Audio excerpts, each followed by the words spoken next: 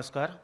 ओम देवीं वाच पठन्त देवा सा विश्वरूपा पशुपतन्ति सा नो मन्त्रेषु मूर्छधुनावागस्मानुपसृष्टहेतु।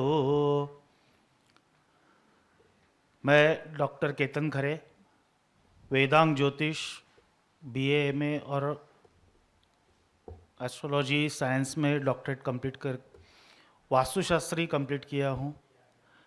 गए 25 साल से पौरोहित्य में कार्यरत हूँ और उसके साथ केपी मास्टर्स और वेदांग ज्योतिष ये दोनों का संगम करके कंसल्टेंसी करने का बहुत प्रयास करता हूँ।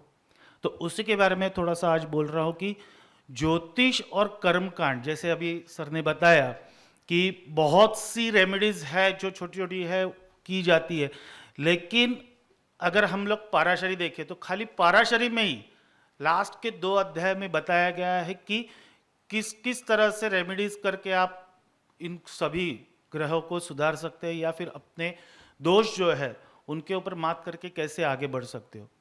क्योंकि क्या है, जो कुंडली है अपनी, तो उस कुंडली के हिसाब से जो घटनाएं आपके जीवन में घटनी है वो तो घटनी है। सिर्फ हम जो रेमेडीज करते हैं तो उसकी वजह से वो घटना का क्रम कुछ आगे या पीछे किया जा सकता है। यानी अगर कोई ज़्यादा बीमार है और उसकी कुछ गारंटी नहीं है बोल रहे हैं, तो उसके लिए अगर हम लोग योग्य तरीके से अगर रेमेडीज करते हैं तो उसका इलाज होके उसकी मौत तो होनी है लेकिन वो कुछ साल बाद होगी। जिस तरह से गुरुचरित्र में कहा गया है कि रुद्र का पाठ करे। रुद्र का पाठ कितना करना है? एक रुद्र का पाठ करे तो छोटी सी बीमारी के लिए या फिर कुछ देर के लिए आपको राहत है। एकादशी यानी रुद्र के 11 पाठ, उसको मल्टीप्लाई कीजिए 11 से तो लघु रुद्र होता है। 11 एकादशी का लघु रुद्र, 11 लघु रुद्र का महारुद्र होता है। और कोई डॉक्टर ने भी गारंटी छोड़ दी है ना, तो ऐसे के लिए अतिरुद्र किया जाता है, जो कि पहले जमाने में राजा रजवाड़े करते थे क्योंकि उनकी जनता को उनकी जरूरत थी। तो ऐसे अतिरुद्र किए जा सकते थे। वो करने से आपकी कुंडली के हिसाब से बहुत से प्रभाव सुधार जा सकते हैं। अगर आजकल बहुत सी जगह पे हम लोग जब वास्तु देखने जाते हैं तो उस वक्त हमने इंटीरियर का बहुत काम किया है, तो उसमें पिरामिड्स कैसे दिखेंगे या फिर आपके यंत्र कैसे दिखेंगे ये नहीं चाहिए। तो उसके लिए 2 रेमेडीज में हमेशा बताता हूँ। एक तो है रत्नाध्याय जो कि फ्लोरिंग में चला जाता है, ऊपर आपको कुछ दिखता नहीं है।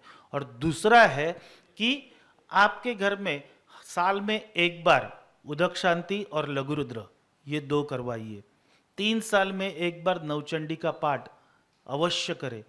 इससे क्या होता है कि घर में किसी पे भी अरिष्ट नहीं आता है।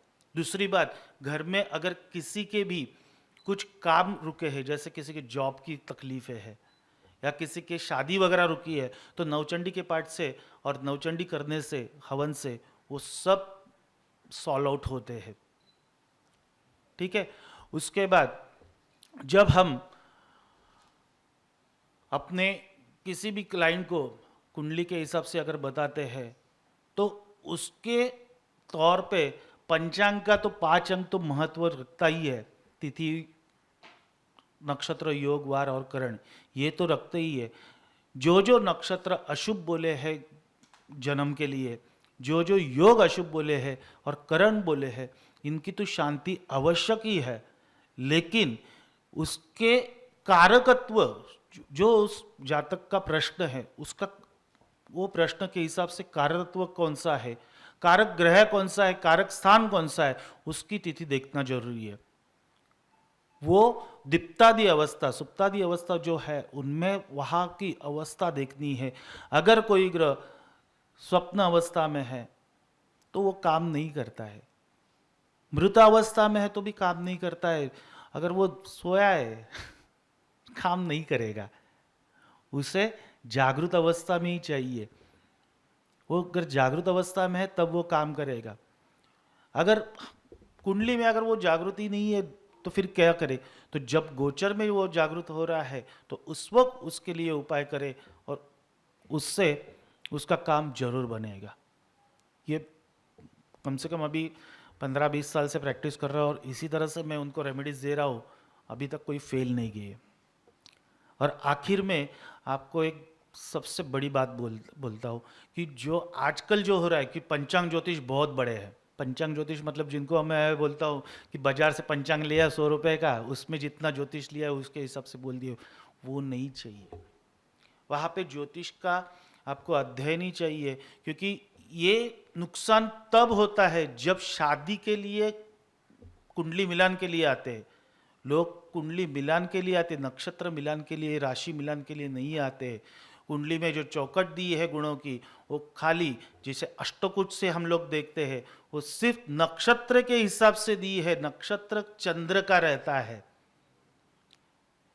लेकिन शादी के लिए जिस तरह से मंगल कारक है उसी तरह शुक्र भी कारक है। क्योंकि मंगल जिसे बदनाम करके रखा है शादी के लिए, वो असल में क्या है, तो शादी के बाद वाला जो सुख है पति पत्नी का, उसका कारक है। शुक्र है वो शादी का कारक है, और गुरु सभी इच्छाओं का, सभी सुख का कारक है। इनकी स्थिति देखना जरूरी है। साथ में लग्न, लग्नेश, इनकी स्थिति है, नवमांश, नवमेश, इनकी भी स्थिति देखनी है। अगर ये सब मैच कर रहे हैं तभी आगे बढ़ो। इसके आगे जाके जेमिनी में एक अच्छी बात बोली है कि आरूढ़ लग्न, उपपद, दारापद, ये 3 अगर एक दूसरे से, दोनों की कुंडली से अच्छा मेल करते हैं तो ही उनकी शादी टिकती है। तो इसके लिए इनका भी स्थान देखना जरूरी है, और उसके हिसाब से गुण कितने वो मैटर नहीं करेगा। मंगल है नहीं है मैटर नहीं करेगा, क्योंकि कोई भी आप ग्रंथ उठा के देखो, पराशरी देखो, जातक पारिजात देखो, कल्याण वर्मा की सारावरी देख लो, बृहद जातक देख लो, किसी में भी मंगल दोष नहीं बताया गया है। मंगल दोष ये कुछ 200 साल पहले किसी ने लाया है, तो वो मंगल है नहीं है उसका कुछ मैटर नहीं करेगा। अगर इस तरह से अगर आप पहले कुंडली अगर मिलाते हो तो वो शादी कभी टूटेगी नहीं। एक जानी पहचानी व्यक्ति का नाम इसलिए मैं बताता हूं, दिलीप कुमार और सायरा बानो की कुंडली चेक कीजिए। दिलीप कुमार की कुंडली में मंगल है, सायरा बानो की कुंडली में मंगल नहीं है। शादी कहाँ तक चली देखिए आप ही। इसलिए ये रेमेडीज और अपनी कुंडली का अध्ययन दोनों बहुत जरूरी है। बस इतना ही कहना चाहूँगा। जय शिवराय, रामकृष्ण हरि।